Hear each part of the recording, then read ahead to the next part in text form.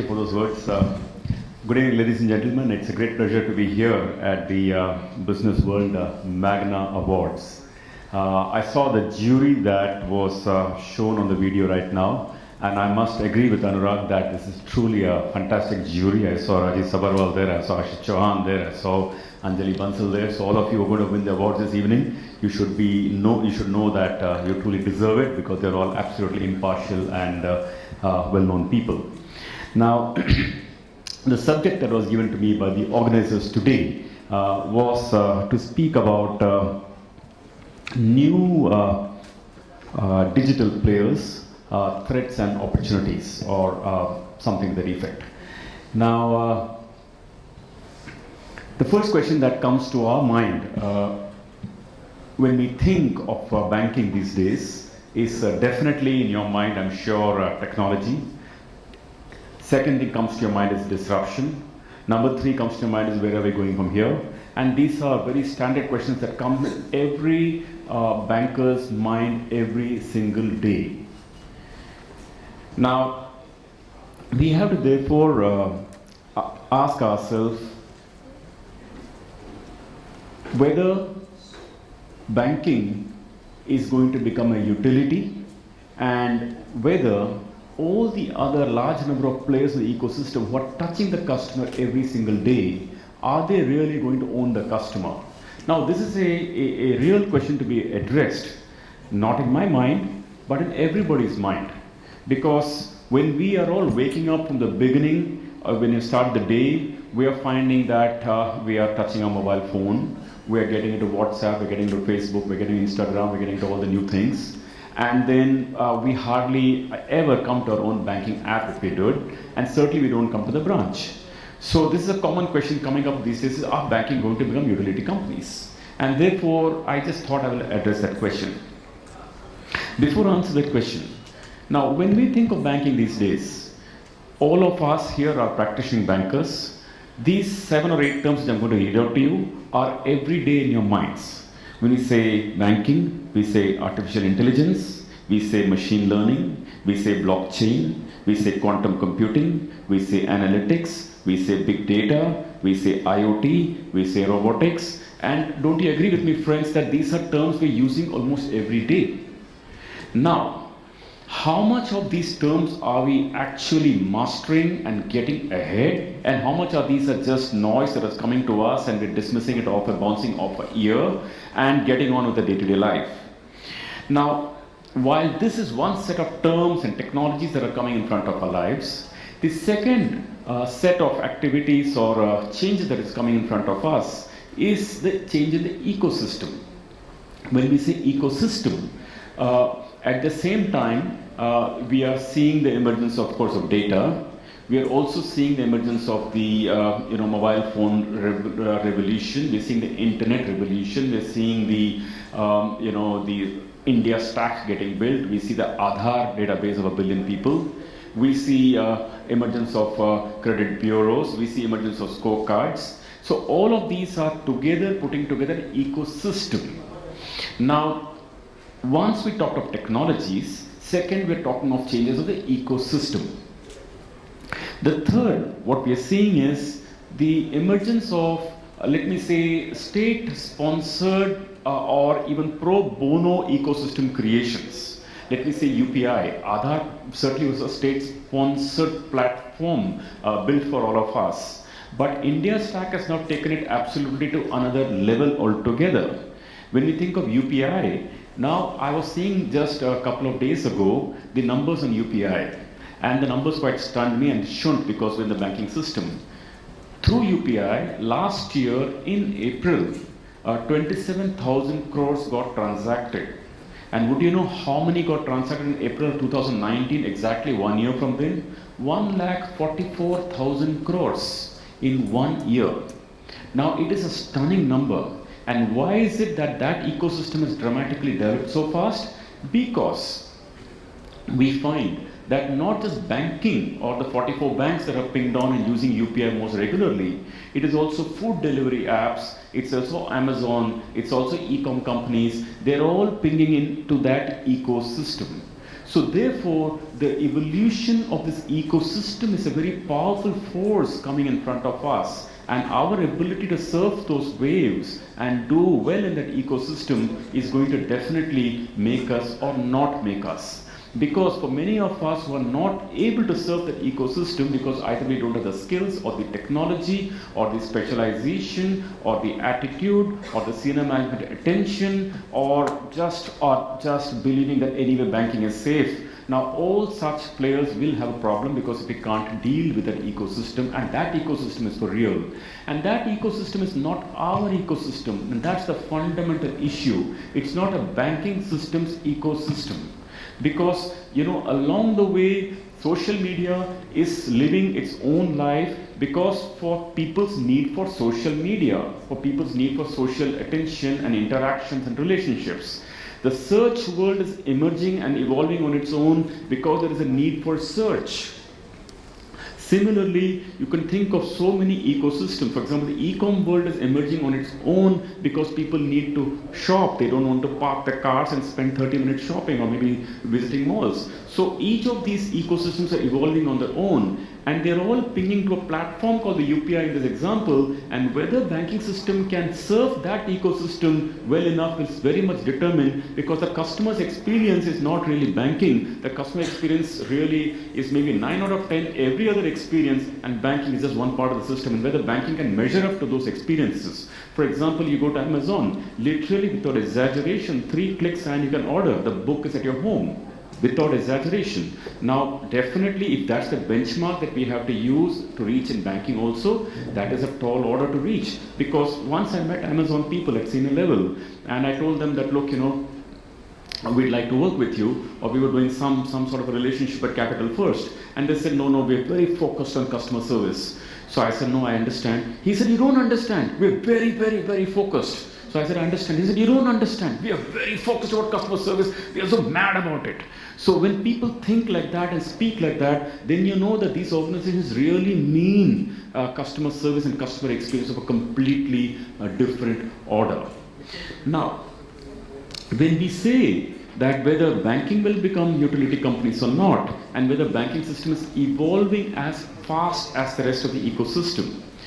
Now, there are enough examples like Toys R Us filed for bankruptcy, and all of us know that. Macy's is almost filing for bankruptcy, or definitely in a very difficult situation, because there are brick and mortar structures, and obviously the range will be that much limited, because you are in a physical store, you can only place so many goods.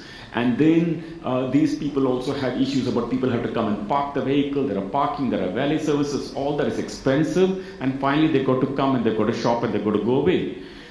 Because they are physical brick and mortar structures and could not evolve with the ecosystem, what has actually happened is that many of them are having to file for bankruptcy. I'm not seeing that happening to banking so much right now, because I'm actually seeing banking system evolving much faster. I must read out one data point to you, and it is quite relevant when I was doing a little bit of surfing to figure this out. When we see banking, the number of bank branches opened in 2013-14, new branches, India, all banks put together opened 10,310 branches. In 14-15, the banking system together opened 7,655 branches. In 15-16, the number of branches opened came down to 6,217. In 16-17, the number of branches opened came down to 4,023. And as you can see, incrementally, all banks put together, number of branches opened every year is coming down from 10,000 to 7,000 to 6,000 to 4,000, and probably this year maybe 3,000, I don't know what the numbers are. The point I'm trying to say is that banking systems understanding that something is dramatically changing here, reducing the number of branches. In fact, many state-owned banks are actually merging the branches together. Maybe in fact they might even cut down the number of branches. And they're all figuring out how to do those terms we talked about: robotics, AI, contextualization, personalization, hyper-personalization, hyper-location sense tracking, and so on and so forth. So that sort of a change I am beginning to see, and it's almost kind of a hyperdrive that we're beginning to see. And it's not only restricted to private sector banks, even public sector banks are getting very extremely paranoid and fussy about these things. Of course, they have larger issues to deal with because they can't reduce the number of employees at will and so on and so forth. Employees have assured jobs and contracts for life, so they have maybe a little more extra challenges to deal with. But fact is that the banking system is not exactly becoming a Macy's and not exactly becoming a Toys R Us. Because they're realizing there is a problem, there is a change, and therefore dealing with it. Now, the other part of the equation is that if we get away from the discussion of whether it is going to, the wave is going to dunk us, or are we going to surf the wave well, we also have to step back and see, not really for us. It's not like banking, system, industry. These things come and go, and any industry that doesn't evolve with the time definitely will die. Issue is, what does it do for the customer? And what does it do for the customer is a very important question to address. And there, I actually see that the kind of propositions that can be brought about by the new technologies for the existing ecosystem or using the new ecosystem can be really very powerful. Think about it. When we give loans, traditionally, since forever, we do think of loans as a 3-year loan or a 5-year loan or a 1-year loan. In fact, most banks are doing that. But new players on the platform of technology are willing to give 30-day loan. The banking system never thought of giving 30-day loans. And not just 30-day loans, they tell the customer can prepay within 4 days or 10 days or 12 days. Now, this sort of a transaction never got done in banking. Have you ever thought of taking an 18-day loan from a bank? I don't think you did, but neither the bank willing to give that to you. Because the structures are not really defined for that, or are not customized for that, are not enabling for such transactions. I was in China the other day and I met Ant Financial.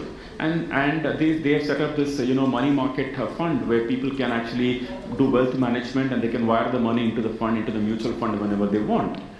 Now I asked them, what is the minimum transaction you do? They said 8 yuan is fine, which means they're willing to transfer 8 yuan or 80 rupees or 90 rupees to a mutual fund and pull back 90 rupees. But can you go to Indian mutual fund today and say, I want to deposit 80 rupees to you? I don't know whether they do or not, but I suspect not. So many of these technologies are enabling transactions which is not possible to be done under the conventional structures, because the conventional technologies, conventional brick and mortar structures, the conventional systems, the conventional approaches do not enable those transactions and don't make those transactions viable, which the new ecosystem can make. And which is why we are finding that even the new banks adopting or adapting to these technologies are willing to learn this new way of doing it and bring it on. Then you say that if so many players are in this ecosystem, it's not banks. In the same ecosystem, you will find a telco giving credit. When a telco gives postpaid, what is it? It's a credit. It's a banking. When a Paytm does, enabling transactions of 200 million people, that's in a way what is enabling a financial transaction. That was traditionally banking. When you think about the fact that a retail chain is giving a prepaid credit card or a prepaid card, what is it? It's a store of money. It's banking, but it's now retail chain doing it. Whatever retail chain gives a credit to its customers and they pay me back next month, that's banking, that's credit. That's in its own conventional way. So the competition or the approach is not so much defined, and even regulation cannot be a protection to banking. It traditionally was, but will no longer be, because technology cuts across all of these things and allows a telco to give credit or a banking to give credit or retail chain to give credit or someone to enable transactions. It cannot be. So therefore, regulatory protection is also no protection for these changes or evolution of these technologies. So when regulation is also not a protection, then what is the protection? Actually, I think none. But when I thought hard about this, I came across one. But I'm not sure how long this will last or not. I figured that if a telco is giving someone a credit facility on a postpaid basis, say, pay me next month, they are paying out of their working capital. They are paying out of the working capital, and which means they are using their scarce capital. We should remember very well that equity is also capital, borrowed money is also capital. It's a debt capital, all right, but it's also capital. They're having to. Now, a banking system is officially allowed to leverage 10 times the net worth.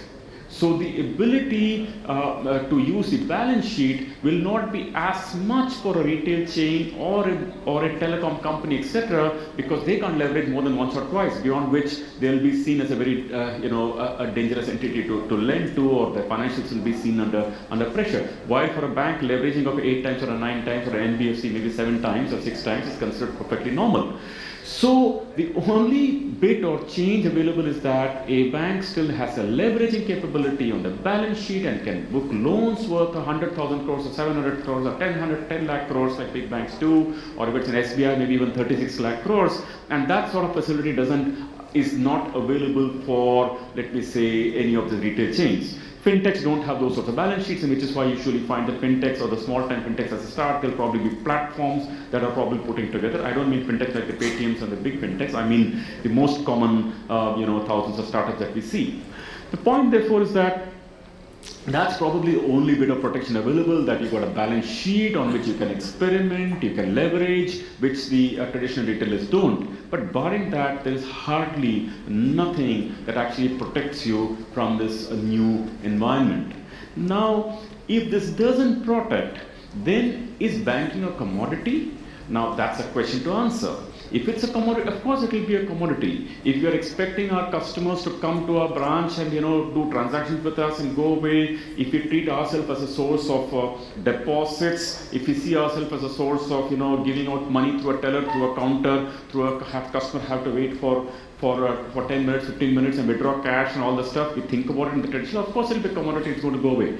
But if you don't think of it like a commodity, but if you think of it as an experience, and think of it really as an experience, not just to say just for academic subject or speeches, but to really think of it as an experience, then the game dramatically changes. And it's very real.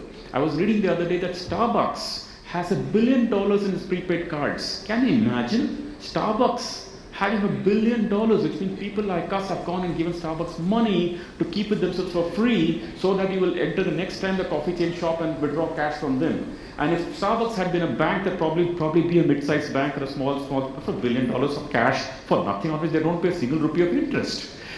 Why? Because Starbucks is an experience, and Starbucks is not a commodity. If Starbucks had been selling coffee, I'm not sure I'm going to pay prepaid money of $1 billion to them. If you see PayPal, when I last read about a year and a half ago, $50 billion of money lying in the prepaid account. Now, can you imagine anybody leaving that account? Because of an experience, because of the interface, because of the connections we have done, and because of their ability to connect to the larger ecosystem where you can enable seamless payment transactions. That's the point. The point is, if it's an experience, people will pay for it. Look at Apple. Why do people pay the kind of money, $1,000 and more, or maybe more, to buy iPhone X? Because it's an experience. But that takes away the brand context. But even without a brand, just the sheer fact that it's an experience that people pay for.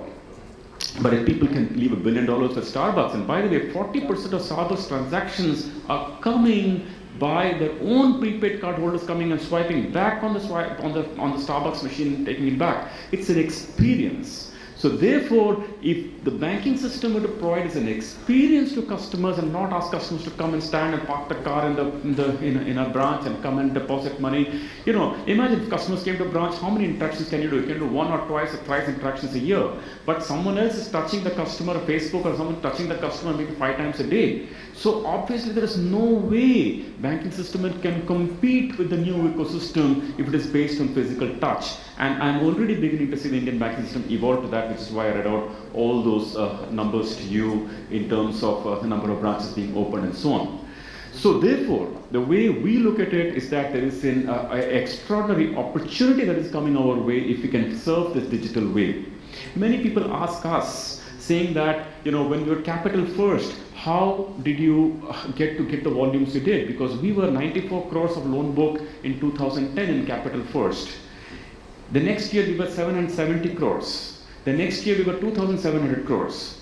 The next year we were 5,000 crores. The year after that we were 7,500 crores. Next year 12,000 crores. Then 16, then 20, then 27, then 30. So in about 7 years we grew from 94 crores to 30,000 crores of retail credit. Just plain retail credit at a CAGR of close to about 25 to 29%. Why? Because we never took on ICICI Bank, HDFC Bank, we never gave an auto loan, we never gave a home loan to, go and give a loan to Infosys at 8.5%. We just never did those things. We were borrowing at 14.5%. So obviously we had to lend when we started Capital First. We were lending at 21, 22%. Obviously lending at 21, 22%, you can't lend at 21, 22% to an employee working in Infosys or Unilever. So obviously then you find a different sort of a profile to borrow. Now the different sort of profile you borrow, then you need to give a credit capability to evaluate that customer very differently through algorithms, scorecards, and so on and so forth.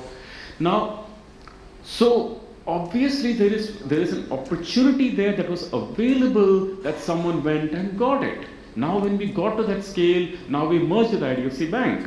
Now IDFC Bank had close to about 55,000 crores of loan book, and we started with about 30,000 crores of Capital First book, which is largely retail and so on. Now people are of course asking us again, saying that no, your CASA is very low, your CASA is only 1%. So what if it's 10%? When we look at India and its opportunities, then that 10% can be made 40%. I don't see a problem. Then people say your retailization is very low, you're only 35% retail.